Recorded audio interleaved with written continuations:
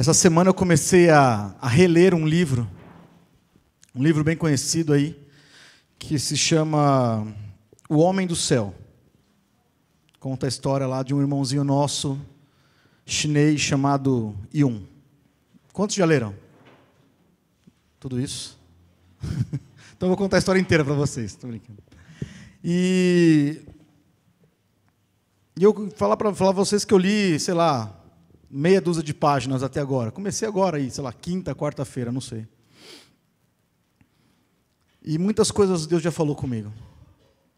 Muitas coisas que são muito simples, mas que às vezes a gente esquece. E eu vou contar rapidamente, bem o comecinho ali da história desse rapaz. Esse rapaz, ele vivia na China e ele tinha apenas 16 anos quando ele conheceu Jesus. A mãe dele, quando era muito jovem, teve um encontro com Jesus, depois foi afastada porque o comunismo entrou na China e varreu, tirou todas as Bíblias, todos os protestantes, etc, etc. E o passar do tempo, aquela mulher se esqueceu, não se lembrava mais das coisas. Não existia uma Bíblia, era proibido. E o livro conta lá que, em um certo momento, o pai dele ficou doente. E durante uma noite, a mãe dele sonhou, ou teve um pensamento lá, que falava o seguinte: só Jesus pode salvar. E aí ela acordou e começou a se lembrar daquilo que ela aprendeu na infância, na juventude dela, e ela chamou toda a família e começou a orar pela cura do marido. E ele foi curado. E toda a família se converteu ao Senhor Jesus naquela noite. Só que eles não tinham uma Bíblia, eles não tinham nada. E ninguém tinha uma Bíblia. Não era algo que poderia ser exposto como eu estou expondo agora para vocês, ou como vocês têm aí, ou como nós temos nos nossos celulares. E ali a primeira experiência que aquele menino tem é que ele começa a pedir uma Bíblia para Deus. E ele ora durante um mês e nada acontece. E aí ele vai visitar um senhor. E ele fala para o Senhor, olha, eu quero muito uma Bíblia. Deixa eu ver a sua, eu só quero ver. Eu só quero ver como que é.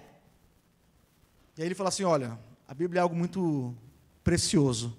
Se você quiser mesmo uma Bíblia, você além de orar, você deve jejuar e prantear por ela.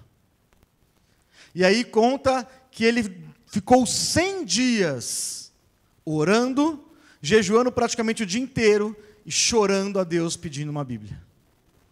E no 100º dia, ou ali próximo, ele teve um sonho que um homem entregava para ele um pacote vermelho com uma Bíblia dentro. E no outro dia, quando ele acordou, esse rapaz apareceu na porta e entregou uma Bíblia para ele. E aí vai embora, a história dele vai embora. Mas eu quero parar só nesse comecinho.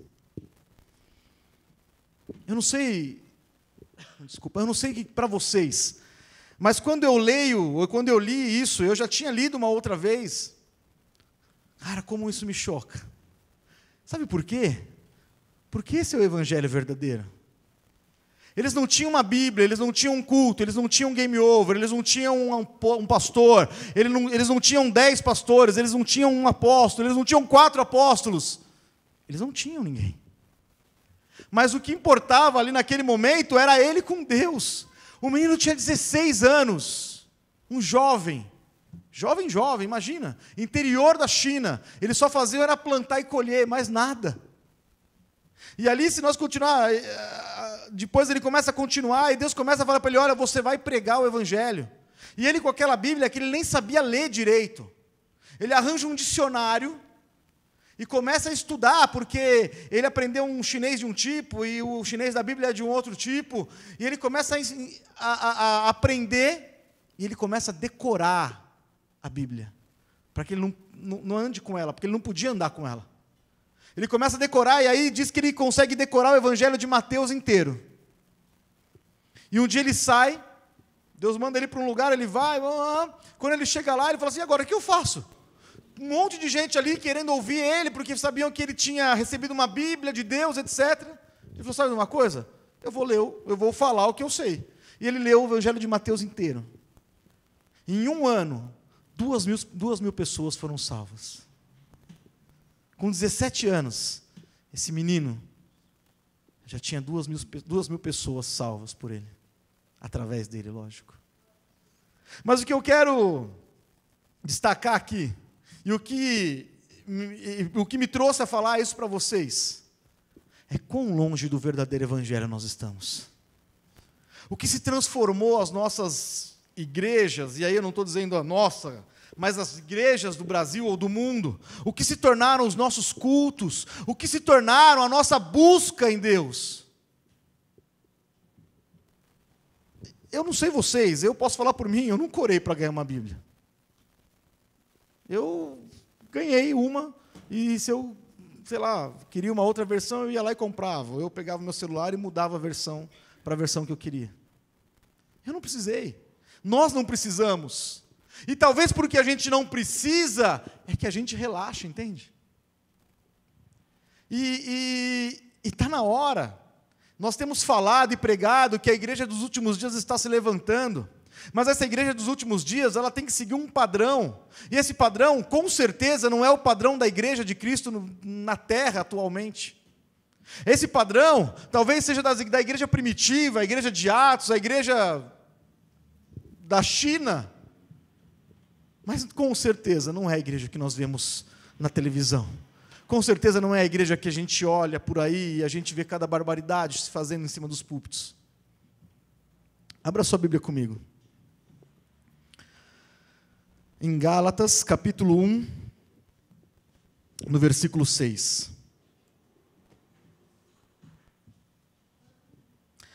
Gálatas, capítulo 1, versículo 6. Diz assim: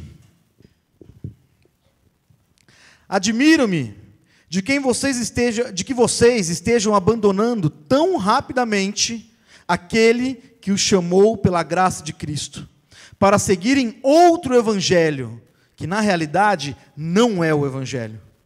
O que ocorre é que algumas pessoas o estão perturbando, querendo perverter o evangelho de Cristo.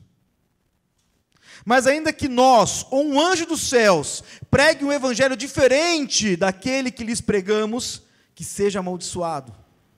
E aí pula para o versículo 10. Acaso busco eu agora a aprovação dos homens ou a de Deus? Ou estou tentando agradar a homens? Se eu ainda estivesse procurando agradar a homens, não seria servo de Cristo. Só até aqui.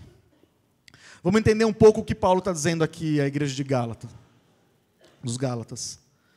Isso daqui conta ali, eu fui ler um pouquinho da história dessa carta, diz lá que ela foi escrita por volta de 50, 55 depois de Cristo por Paulo. Ele já tinha passado por toda a Ásia Menor ali, e já tinha pregado o evangelho, já tinha constituído várias igrejas ali naquele lugar, e depois de um tempo ele começa a receber notícias que aquela igreja começou a se desviar do caminho verdadeiro. Começou a ouvir outras coisas que não era o evangelho verdadeiro de Cristo que Paulo havia pregado. E aí ele escreve essa carta, e ele escreve essa carta com uma dor no coração. Ele escreve essa carta dizendo mais para baixo, nós vamos ver assim: olha, eu estou tendo dores de partos por vocês, porque vocês não podem abandonar o evangelho, vocês não podem abandonar o evangelho tão rapidamente. E aí ele diz aqui logo no comecinho, para seguir um outro evangelho. E aí eu vou parar aqui nesse outro evangelho. O que é o outro evangelho para nós hoje? O outro evangelho para nós hoje é o evangelho da prosperidade. Não! Vem aqui, que se você der 10, eu vou te dar 1.000. Eu não, Deus, imagina. Não, vem aqui, que aqui na minha igreja você vai ganhar um carro zero. Não tem ninguém com carro zero, não tem ninguém pagando aluguel. Vem para cá, porque isso é outro evangelho. Um outro evangelho é aquele evangelho onde existe aquele prazer momentâneo. E o prazer momentâneo é o prazer que mexe com o nosso ego. É aquela lá que você vai para ser agradado, acariciado. Eu não estou dizendo que a gente não pode ser agradado e acariciado por Deus, podemos sim. Mas aquele lugar onde só se agrada, só passa a mão na cabeça, isso é outro evangelho. Se nós olharmos o que Jesus fez, se nós olharmos o que os discípulos fizeram, cara, Jesus nunca passou a mão em ninguém, na cabeça de ninguém, nem dos discípulos. Olha Pedro falou assim, olha, quem vocês acham que eu sou? E um fala, você é isso, você é aquilo. Pedro falou, não, você é o filho do... Olha Pedro, isso não veio de você, veio do meu pai. Aí Pedro não se empolga e começa a falar um negócio, porque não... Sai daqui, Satanás, sai da minha frente. Jesus não passava a mão. Sabe por quê? Porque Jesus estava formando pessoas. E quando nós formamos umas pessoas, nós não podemos passar a mão no erro. Nós temos que apontar e falar, peraí, não é assim não. Você quer ser usado por Deus? Você quer ser um homem e uma mulher segundo o coração de Deus? Então, peraí, eu não posso falar para você que está tudo bem. Eu não posso chegar aqui na frente e falar assim, gente, fica tranquilo, imagina, olha, está tudo certo. O jeito que vocês estão levando está tudo bom, vocês estão aqui na igreja, está ótimo, está tudo certo. Não. Se nós estamos aqui e as coisas estão tudo certo, vamos procurar a próxima, porque com certeza a gente tem que buscar a perfeição de Cristo. E cada detalhe da nossa vida, cada etapa da nossa vida, cada fase, nos leva mais próximos de Jesus. Esse é o nosso objetivo, esse é o nosso objetivo. Essa é a razão de nós estarmos aqui. Um outro tipo de evangelho é o evangelho da felicidade. Não, você nasceu para ser feliz. Eu, há algumas semanas atrás, eu participei ali de um evento na minha empresa, onde foi lá uns rapazes, lá, um grupo de teatro, fazer lá uma apresentação para falar um pouco sobre uma situação, sobre uma área lá. E aí ele chegou a um certo momento e falou o seguinte, não, vocês nasceram para ser felizes. Eu falei, quem falou isso? Eu nasci para servir a Deus. Isso vai me tornar feliz. Agora a gente olha o exemplo de Paulo, nós olhamos o exemplo de Pedro, nós olhamos o exemplo dos discípulos, nós olhamos o exemplo do nosso irmãozinho chinês lá, o Yun. Será que ele era feliz? Eu tenho certeza que ele era. Mas qualquer outra pessoa que olhasse ele, ia falar, esse cara é um infeliz. Sabe o que aconteceu? Um dia ele casou. E ele casou com uma mulher que a mãe e a mãe dela resolveram que os dois iriam casar. E ela também era cristã. E aí um dia ele chegou para ela e falou o seguinte, olha, o negócio é o seguinte, eu sou cristão, eu vou pregar o evangelho e não importa o que acontecer comigo. Ela falou assim, glória a Deus, porque eu vou com você. E aí eles saíram do cartório, assinaram. Quando eles assinaram o cartório, eles pegaram lá o nome do cara, o documento dele, viram que ele era procurado e prenderam ele. Ele ficou quase 1 ano preso. Esse falou de mel. Você acha que esse cara era feliz? Esse cara era feliz. Agora, qualquer outra pessoa que estava ali do lado, ou que era uma familiar, ou que era um amigo, e olhar aquela situação e falar assim, esse cara é nossa, que feliz, meu Deus. Nem casou direito, já está no chilindró. Meu Deus, apanhou lá, 1 ano inteiro apanhando lá, para negar Jesus e não negava Jesus. Só que hoje o evangelho que a gente vê por aí, vem aqui, porque Jesus vai te dar alegria. Vem aqui porque você vai ser feliz, você não merece ser triste. Vem aqui porque a sua vida está não sei as quantas. Não, porque Deus tem para restituir 200 vezes mais, 1 milhão de vezes mais. Sim, Deus pode fazer tudo isso. Mas a gente não vai buscar Ele por causa disso. A gente vai buscar Ele porque Ele é o nosso Deus e nós servimos a Ele. O que Ele quiser mandar, o que Ele quiser dar, glória a Deus, nós estaremos felizes, porque nós estaremos buscando da maneira certa. Eu falei um pouquinho antes aqui sobre oferta, sobre a vida financeira. A conclusão que eu chego é que nós podemos receber alguma coisa de Deus nessa terra, se nós estivermos dispostos a dar tudo a hora que Ele quiser. Não existe outra razão de nós sermos prósperos. Preste atenção, eu não estou dizendo que a gente tudo vai ter que ser... Não. Mas a única razão da gente ter, entre aspas, prosperidade, para que o dinheiro sobre, é que a gente possa ajudar o nosso irmão. É para que a gente possa ajudar a obra, é para que a gente sustente missões na África, sustente missões no Nordeste, sustente missões na China, em qualquer outro lugar. Ou você acha que Deus não vai levantar e não levanta colunas para sustentarem a obra? É lógico que levanta. Mas essa pessoa tem que estar disposta literalmente a falar, Senhor, o Senhor está falando para eu... É tudo, né, Pai? Está aqui. O carro também? Tá, eu vou embora, não sei como é que eu vou, não tem problema, está aqui. O celular também, está aqui. Tá bom, Deus, estou aqui, viu? Qualquer coisa, o Senhor me fala que eu estou andando a pé, indo para casa a pé. Mas preste atenção, veja como é difícil a gente se desvincular do nosso celular, a gente se desvincular do nosso carro, nem vou falar, mas no celular é bobeira. Pensa se Deus falar para você hoje, eis que te digo, Tiago, você vai dar o seu iPhone novo para o irmãozinho ali, você fala, sai da lá, sai para lá, vai trabalhar, rapaz. Não é? Pensa. Parece bobeira, eu sei, parece que talvez Deus não vá fazer isso, mas pensa quanto nós estamos agarrados nas nossas coisas, nas coisas que a gente consegue adquirir, e a gente não está preocupado com o que Deus faz, com o que Deus quer. A intenção aqui, a intenção deste culto, a intenção que nós temos aqui, não é pregar um evangelho barato, raso, o evangelho que nós precisamos falar e propagar pela nação e pelo mundo, é o evangelho verdadeiro. Quantas vezes eu já ouvi falando assim, cara, vocês pegam muito pesado, cara, não dá para ir lá não, velho, o negócio lá esquenta lá, aí você sai de lá meio chateado, você sai de lá meio triste, em vez de sair feliz. Você deveria sair feliz, eu saio feliz, cansado, mas feliz. Porque quando nós somos advertidos, quando nós somos confrontados, é porque o Senhor ainda espera alguma coisa de nós. Porque no dia que a gente não for mais, a gente acha que nós precisamos desconfiar. E falou, peraí, eu tenho certeza que eu não estou 100%. Eu tenho certeza que eu tenho pecado. Por que eu não estou sendo confrontado? O que está acontecendo? Será que eu estou no lugar certo? Será que eu estou buscando a Deus pela maneira certa? Será? O que está acontecendo? O evangelho que a gente vê por aí hoje é um evangelho de aparência. Se eu estou bem vestido, se a minha fala é bem postada e crente, misericórdia, eu sou taxado como um homem de Deus. Se eu tenho um bom preparo, intelecto e etc., e eu falar bem, eu sou taxado como um homem de Deus. Nossa, olha como esse cara fala. Mas não é isso que Deus está procurando. Não se iluda com a aparência, não se iluda com palavras persuasivas, não se iluda. E sabe como a gente não vai se iludir? Se a gente conhecer isso daqui, ó.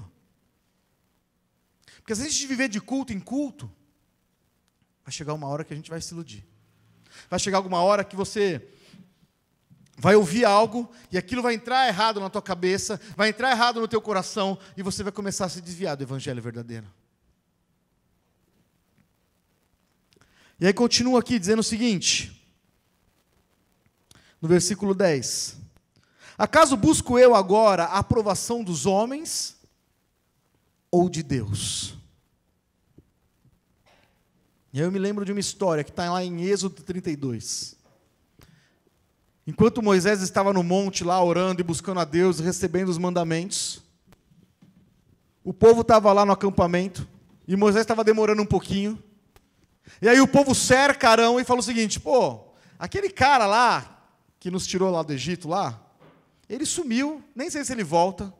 Arão, faz para a gente deuses para a gente adorar. E aí Arão, o cara que acompanhou a saída, o cara que viu os milagres, o cara que falava com o faraó, porque Moisés era tão... que nem conseguia falar direito, ele falava. Arão, para agradar o povo, faz lá estátuas. E o povo começa a adorar aquelas estátuas. Entende o que eu quero dizer?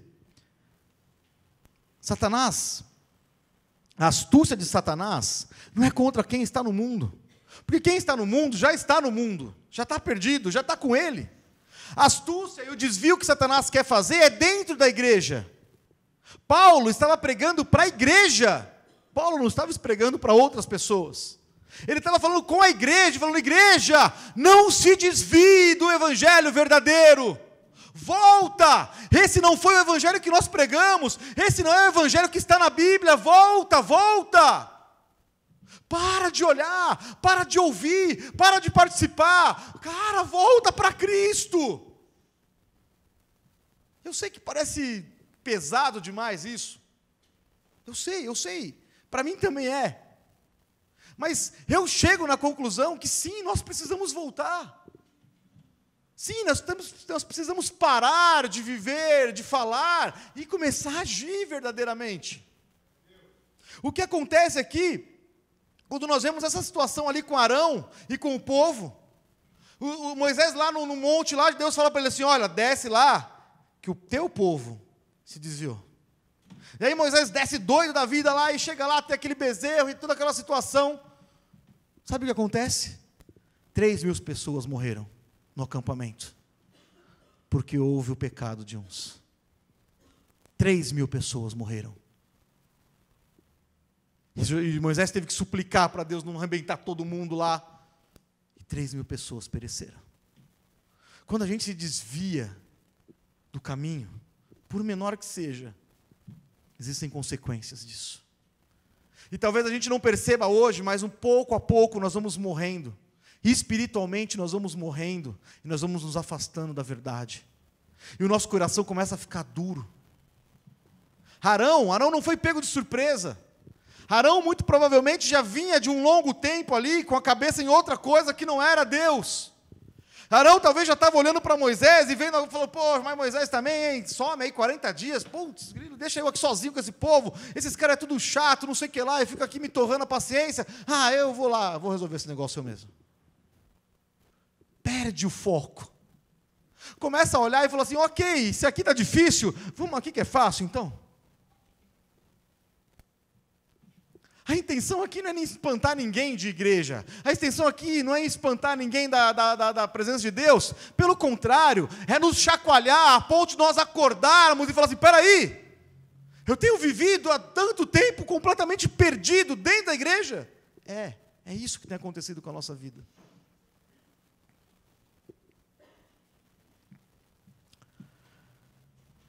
E não se iluda, todos nós estamos sujeitos a isso. Como eu disse, Arão era um cara, era um líder. Vocês querem outro exemplo? Vamos voltar lá para Gálatas. Gálatas, capítulo 2, a partir do versículo 11. Começa a contar a história de quando Paulo vai encontrar com Pedro. Pedro é só o apóstolo Pedro, só ele. Só o apóstolo Pedro. E aí começa dizendo assim, ó: quando, porém, Pedro veio da Antioquia, enfrentei-o face a face por sua atitude condenável. Pois antes de chegarem alguns da parte de Tiago, ele comia com os gentios. Quando, porém, eles chegaram, afastou-se e separou-se dos gentios, temendo os que eram da circuncisão. Entenda aqui, eu não estou aqui para falar mal de Pedro, não, pelo amor de Deus. Quem sou eu? Mas entendam a situação.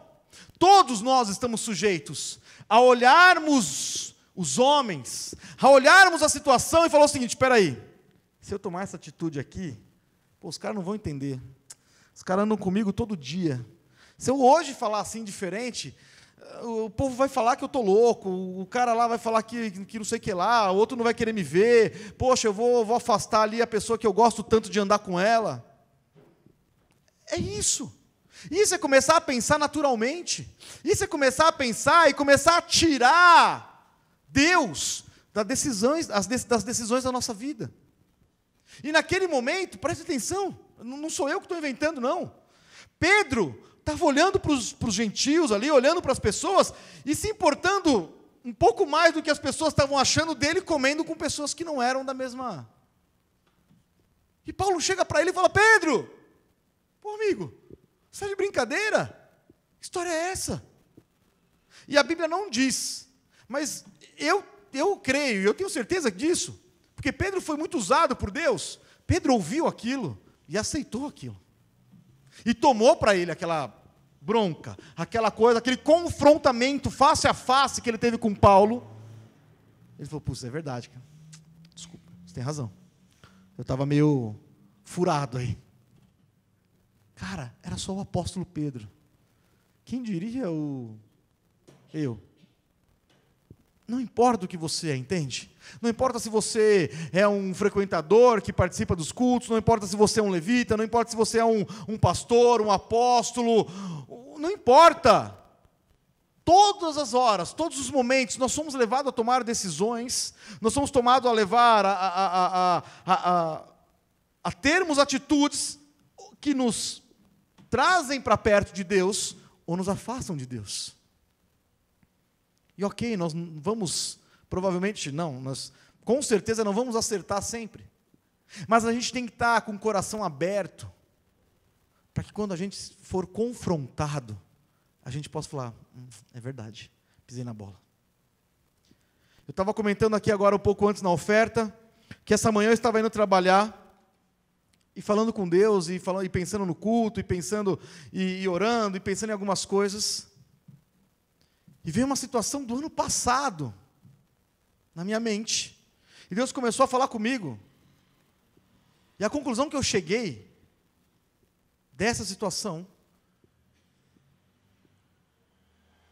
é que eu desobedeci a Deus, e que eu não tive fé em Deus, para aquela situação. Agora, eu sozinho no meu carro, eu podia falar assim, esse pensamento sai para lá, tá bom, vamos ligar um som aqui, vamos ouvir uma música, ouvir uma notícia. Eu falei, opa, peraí, deixa eu pensar de novo nisso, porque isso me incomodou, eu não gostei de eu mesmo pensar nisso. E eu falei, não, mas peraí, deixa eu pensar direito. Putz, Deus tinha falado, e eu fiz assim, é verdade. E aí naquele momento, dirigindo, eu pude falar assim, Deus, me perdoa pelo meu pecado. Me perdoa porque eu errei, me perdoa porque eu desobedeci ao Senhor, me perdoa porque eu não confiei no Senhor, eu quis resolver com a minha mão. E eu pude orar para Deus, eu pude falar com Ele e falar, Senhor, me perdoa. Mas naquele momento, eu estava aberto para ouvir, eu estava disposto a mudar alguma coisa. Entenda, isso aconteceu, ok? Amanhã pode acontecer outra coisa, eu falar, não, isso aí nada a ver. E aí Deus vai me pegar lá na frente, numa curva qualquer. Mas Deus vai, porque Ele quer trabalhar com a nossa vida. E se você estiver disposto, se eu estiver disposto, nós diariamente seremos confrontados com os nossos pecados, com as nossas falhas. E se nós conseguirmos entender que essas falhas são para o nosso crescimento em Deus, não é para a nossa vergonha, não é para nos desmoralizar, mas é para que a gente cresça em Deus. Cara, se a gente entender isso, quão rápido vai ser Ele nos usar. Mas a gente precisa descer do pedestal. A gente precisa descer do grau de santidade mor, sabe?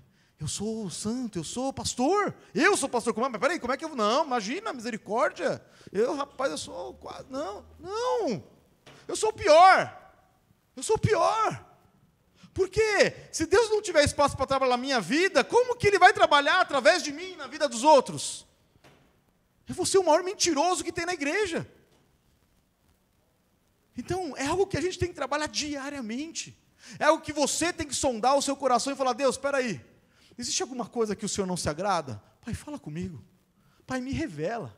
Eu quero ser confrontado. Para pensar um pouquinho nisso. Você acha que é fácil pedir para Deus, eu quero ser confrontado com a tua verdade? A verdade dele, na maioria das vezes, não é a nossa verdade. A vontade dele, muitas vezes, não é a nossa vontade. Nós estamos dispostos a ouvir. Você está disposto a ouvir? Som do teu coração. Vê se você está disposto a ouvir um não, onde você quer muito algo seja sim. É difícil.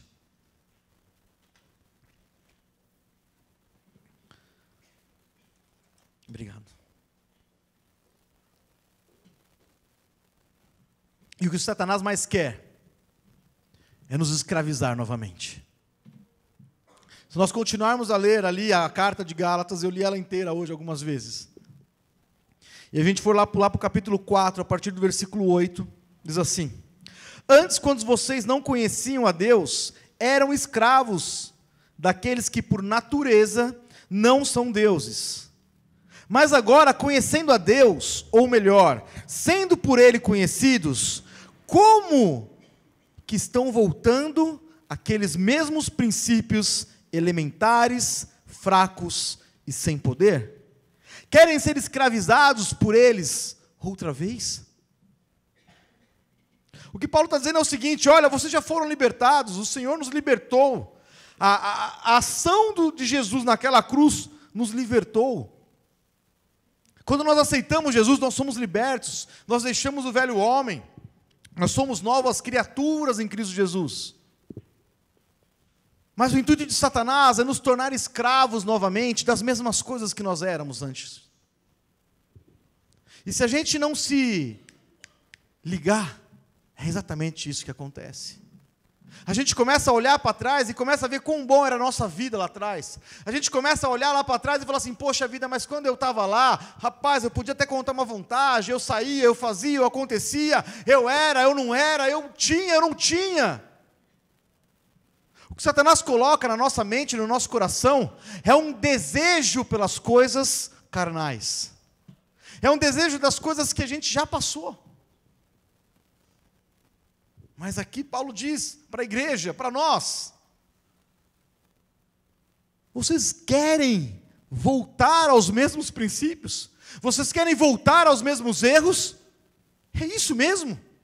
Paulo está indagando a igreja de Gálatas e falou o seguinte: espera aí, vocês aprenderam, vocês se converteram, vocês começaram a andar por um caminho correto, e vocês estão permitindo que outras pessoas venham falar, venham mostrar, venham tirar a razão daquilo que o Jesus já fez na sua vida. Sabe o que estava acontecendo naquela época? Os judeus, eles queriam que o povo que acreditasse, que cria em Jesus Cristo, fosse circuncisados. Isso aí. E Paulo estava brigando, literalmente, falando assim: espera aí, a circuncisão é algo do Velho Testamento. Quando nós aceitamos a Jesus, eu não preciso disso mais. E se nós fizermos isso, nós estaremos colocando a nossa fé nisso e não em Jesus. E nós invalidamos a obra de Jesus na cruz. E pensa um pouquinho. Veja se isso não está acontecendo na igreja, a igreja com I maiúsculo.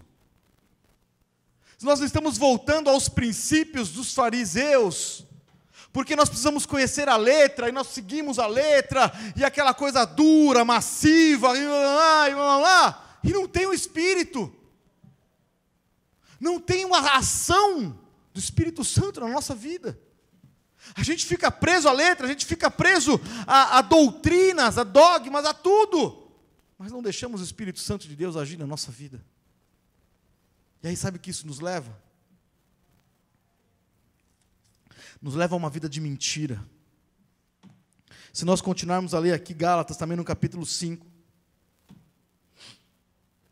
diz o seguinte aqui, a partir do versículo 19, versículo 16: por isso digo, vivam pelo Espírito, e de modo nenhum satisfarão os desejos da carne, pois a carne deseja o que é contrário ao Espírito, e o Espírito o que é contrário à carne. Eles estão em conflito um com o outro, de modo que vocês não fazem o que desejam. Mas se vocês são guiados pelo Espírito, não estão debaixo da lei. Ora, as obras da carne são manifestas pela imoralidade sexual, pela impureza, pela libertinagem, pela idolatria e feitiçaria, pelo ódio, pela discórdia, pelos ciúmes, pela ira, pelo egoísmo, pelas dissensões, pelas facções, inveja, embriaguez, orgias e coisas semelhantes. Eu os advirto, como antes já os adverti. Aqueles que praticam essas coisas não herdarão o reino de Deus. Eu nem vou entrar em todos esses pontos que Paulo disse aqui, não. Eu vou citar alguns. Impureza, libertinagem. Qual é o padrão de um relacionamento dentro da igreja? Relacionamento homem-mulher, solteiros.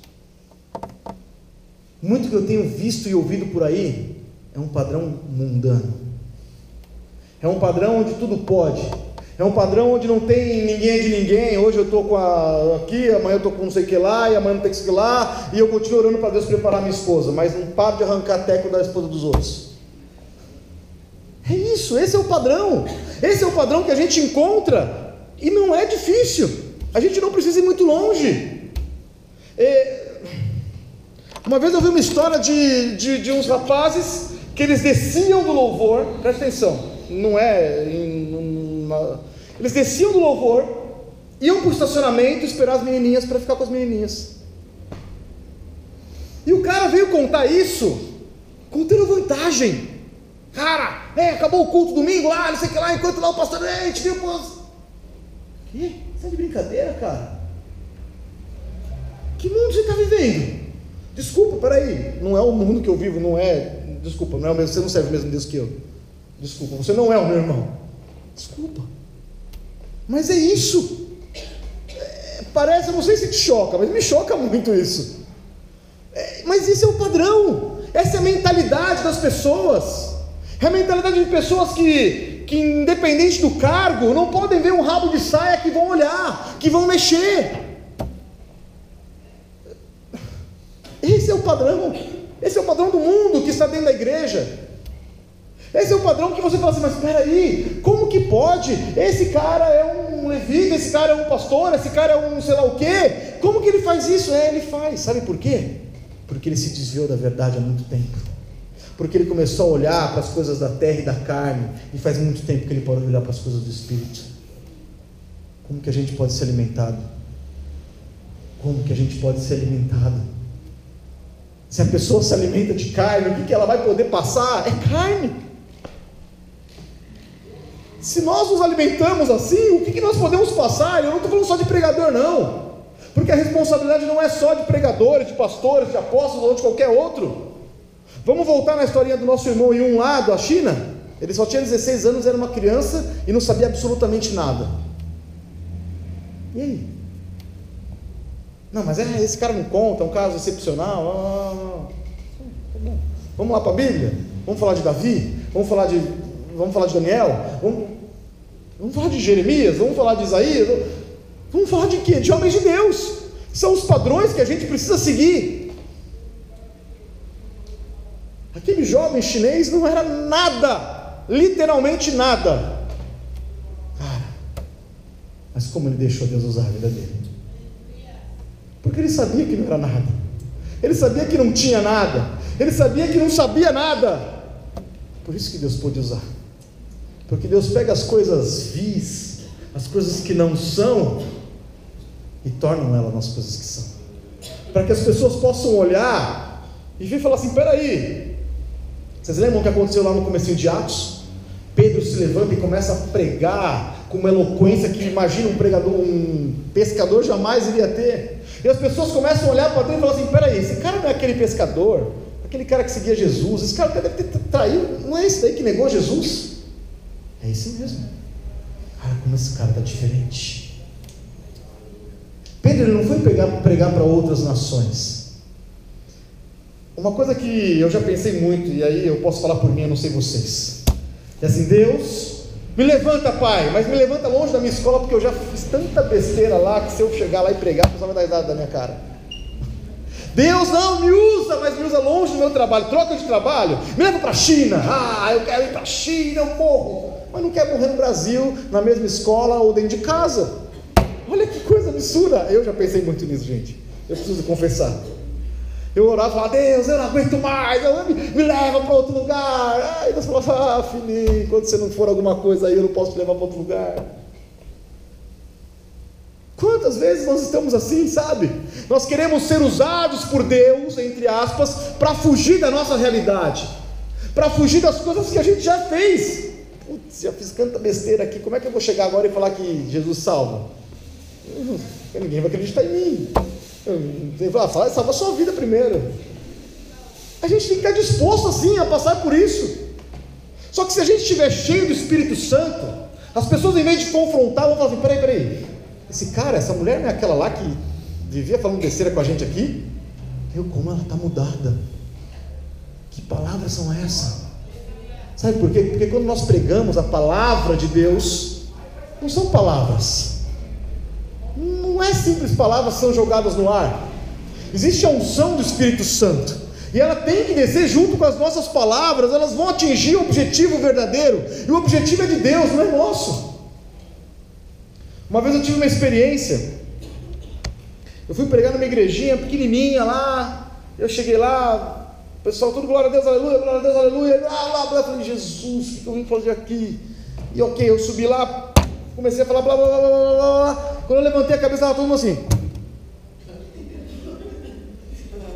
Tudo um cara feio para mim. E aqueles tiozinhos, nada contra, lá, mas a culto de jovens era de 50 para cima. E tudo assim, ó. E eu olhava para frente, baixava a cabeça de novo e blá blá blá. Acabei a pregação em 15 minutos.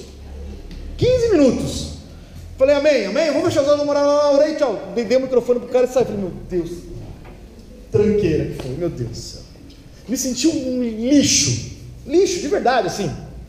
Porque eu tinha preparado, imagina, você fala, vou pegar, fiz desenho, gráfico, fiz tudo. Li tudo em 15 minutos e saí de lá. Péssimo. E aí, ok, acabou o culto. Aí o cara pegou o microfone lá, o pastor, disse o cara não, o pastor falou, então, tá cedo, né? Vamos louvar então, vamos pregar mais um pouco. Aí falou mais um monte de coisa lá e tal. Eu fiquei abaixando a cabeça, meu Deus do céu. Amém. Aí na hora que eu estou indo embora, acabou tudo lá e tal, veio uma senhorinha, chorando, com os olhos cheios de lágrimas. Chega na minha frente e falou assim, olha, faz muitos anos que eu não ouço uma palavra dessa. Quase que eu falei, eu também, foi ruim, né? Nossa, eu também fiquei com vontade de chorar, você não tem noção. E ela começou a falar, e olha, Deus falou comigo muito obrigado, e blá blá blá blá blá. E eu fiquei sem saber assim, falei, que bom, obrigado, amém, Deus abençoe e tal. E aí eu entendi que não era eu ali, que não era o quanto eu preparei, que não era aquilo que eu achava que ia ser o boom, o ápice da minha pregação. Não, era aquilo que Deus tinha para falar com aquela mulher, entende? O resto deve ter falado, isso, cara, nunca mais eu chamo para vir aqui. Mas aquela mulher, senhorinha que estava lá, e glória a Deus, assim, de verdade, que Ele permitiu que eu visse, para que eu pudesse entender aquilo. Mas isso só me mostrou que eu não tenho nada para oferecer, entende? Que a gente não tem nada para dar. O que eu posso dar, a única coisa que a gente tem é Deus. Só que se a gente não estiver cheio, como que eu vou dar alguma coisa que eu não tenho? Como que eu vou separar e como que eu vou falar que a pessoa tem que ser, se eu não sou? Ou se no mínimo eu não estou buscando ardentemente para ser também?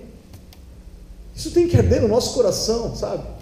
Isso tem que arder, isso tem que gerar algo novo, entre aspas, uma revolta dentro do nosso coração com nós mesmos, sabe? De falar assim, não, peraí, isso daqui está errado, eu não posso, não, eu não vou, eu não quero, eu preciso ser diferente, eu quero fazer algo novo, Jesus, Pai. Eu comecei a ler lá a história do irmãozinho lá da China, eu falei, Jesus, acho que eu nunca orei e jejuei 100 dias na minha vida. Ok, eu não vou fazer igual, não é isso, não é uma fórmula para Deus fazer alguma coisa, mas olha a verdade daquele coração, ele não tinha nada, não sabia nada, e mesmo assim, Deus pôde usar a vida dele.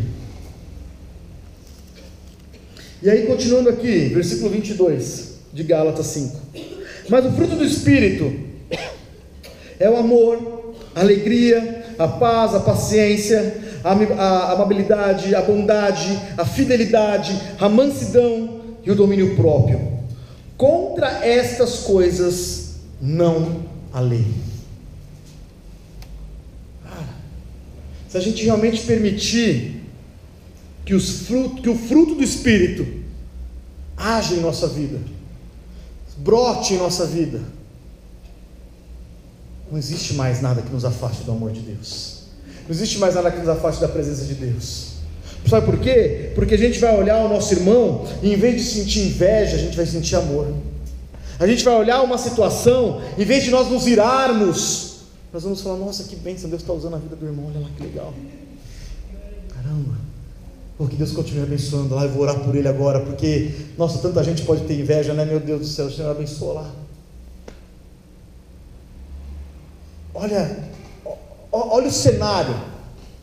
Há muitos anos atrás, aqui em Guarulhos, logo na igreja, 20 anos atrás, ou um pouco mais, ou um pouco menos, nós começamos aqui há 21 anos a igreja. O apóstolo começou, lógico, com o apóstolo, e a gente começou a fazer lá um monte de coisa. Então saía, vamos fazer marcha para Jesus. Fizemos a primeira marcha para Jesus em Guarulhos. Aí vamos agitar, o apóstolo começou a agitar, vamos fazer café com os pastores. Nós não, eles, né? Na época, tal. Cara, isso durou 1, 2. No terceiro, não, mas peraí, a minha igreja tem que tomar conta da marcha. Não, peraí, porque o meu louvor é melhor que o seu louvor. Não, peraí, a minha igreja é maior que a sua igreja. Não, peraí, porque não sei o que lá. Não, peraí. Cadê o modelo de Cristo para a igreja? Nós somos uma igreja. Nós somos um povo. Nós somos uma noiva. É por isso que é tão difícil a gente entender uma aliança. É tão difícil a gente viver uma aliança. Porque a gente não consegue entender os princípios de Deus. A gente não consegue olhar a diferença e achar coisas boas. A nossa tendência, os nossos olhos estão programados para achar as coisas ruins, para apontar o dedo, não para chegar e abraçar e falar: vem cá, vamos orar junto, vem cá, vamos caminhar junto então, mesmo na nossa diferença, vem cá, vamos começar a fazer, então vamos buscar Deus junto então. É difícil, eu sei que é difícil dentro de uma mesma igreja. Imagina dentro de várias igrejas. Imagina dentro da igreja de Cristo na terra, como é difícil. Eu sei que é, mas se isso for gerado no meu coração, no seu coração, no seu, nós seremos multiplicadores disso. Sabe, aí quando nós começarmos a olhar uma situação e começar a ver uma situação, a gente vai ouvir alguma coisa e vai falar: não, peraí, cara, desculpa, eu também não sei, eu tenho certeza que você não sabe, então vamos fazer o seguinte, vamos orar. Vamos fazer o seguinte, vamos perguntar para quem é de direito.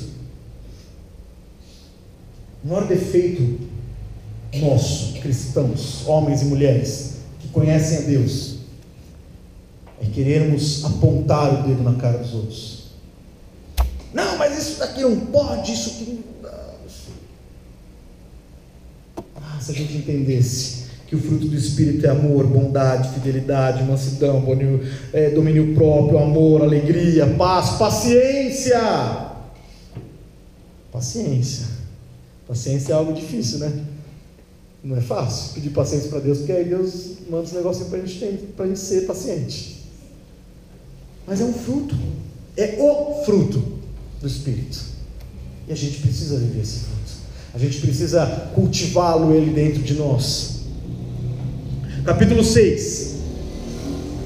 Irmãos, se alguém for surpreendido em algum pecado, vocês que são espirituais deverão restaurá-lo com mansidão. E aí ele completa, Paulo: cuide-se, porém, cada um, para que também não seja tentado. Olha só o que Paulo está dizendo aqui. Eu estou vendo meu irmão errar, eu tenho que, com amor, com mansidão, pegar e começar a ir junto com ele, e orar por ele, e trazer ele. Quando isso começar a acontecer, Paulo diz o seguinte: olha, e presta atenção, para que você também não se desvie. Porque você pode pensar que você é um bambambam, porque está fazendo isso daqui, e conforme você vai fazendo isso daqui, você vai colocando ele na posição, e você vai se afastando da posição. Não é isso. Faça com amor, com mansidão, mas continua olhando para dentro, falando: Deus, amém, eu estou começando a fazer, Pai, mas eu não quero me afastar do Senhor. Pai, eu estou aqui, mas olha, eu estou fazendo, eu estou acontecendo, eu estou querendo, Pai, mas não deixa eu me afastar do Senhor, não deixa eu me afastar da Tua verdade. Levem os fardos pesados uns dos outros, e assim cumpram a lei de Cristo. Se alguém se considera alguma coisa não sendo nada, engana-se a si mesmo. Cada um examine os seus próprios atos, e então poderá se orgulhar-se de si mesmo, sem se comparar com ninguém, pois cada um deverá levar a sua própria carga. Paulo está dizendo o seguinte aqui: a fonte de inveja e de ira É quando eu olho para alguém e falo assim, tipo, mas eu quero ser igual a esse cara. Pô, ele tem, por que eu não tenho? Pô, ela faz, por que eu não faço? Isso é inveja. Agora, quando eu começo a fazer, e eu começo a olhar para dentro de mim e começo a falar assim, poxa, legal, eu estou fazendo, amém. É isso que tem que me bastar. Não adianta eu olhar para o ministério do vizinho e falar assim, peraí, mas o cara está indo na Paulista, eu também quero ir. E aí vai. Porque isso não é evangelho, isso é competição. Não, mas o cara está fazendo culto, eu vou fazer também. Não é para fazer um culto igual, é para fazer um culto para Deus. A gente tem ouvido e visto várias igrejas fazendo cultos como game over. Isso não é errado, pelo contrário, mas se a intenção for a verdadeira, se a intenção for, peraí, o pessoal de sexta está indo para aquela igreja lá, vamos fazer um culto aqui também para o pessoal não sair daqui da igreja. Peguei eles, ninguém vai mais lá. Furada, né? Agora se a intenção é, caramba, vamos lá, vamos cooperar com o mesmo propósito, vamos falar do evangelho verdadeiro, vamos pregar a Deus a toda criatura, vamos nos unir e fazer uma coisa só, vamos. Vocês entendem a diferença? Vocês entendem os propósitos que nós temos que começar a prestar atenção? Por que a gente serve a Deus? Por que a gente está aqui hoje? Por que a gente vai para a igreja? Por que a gente vai para a igreja amanhã? Por que nós vamos para a igreja no domingo? Por que nós vamos tocar? Por quê? Por que nós estamos pregando? Por quê? Se a resposta não for porque eu quero agradar a Deus, se vier qualquer outra resposta, começa a mudar o seu pensamento, porque ele está errado. Feche seus olhos agora.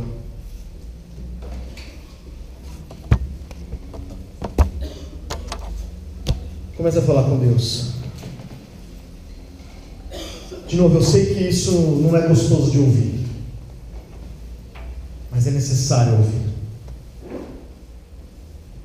Nós precisamos viver o evangelho verdadeiro. Nós precisamos viver o evangelho de Cristo. Nós não podemos mais viver um evangelho superficial, de aparência. Nós não podemos mais viver um evangelho de cultos de terça, quinta, sábado e domingo. Nós não podemos mais viver o evangelho onde eu sou crente na frente de crentes e sou descrente na frente de descrentes. Não posso mais viver um evangelho onde eu não posso olhar para a cara e não suporto o meu irmão que congrega junto comigo.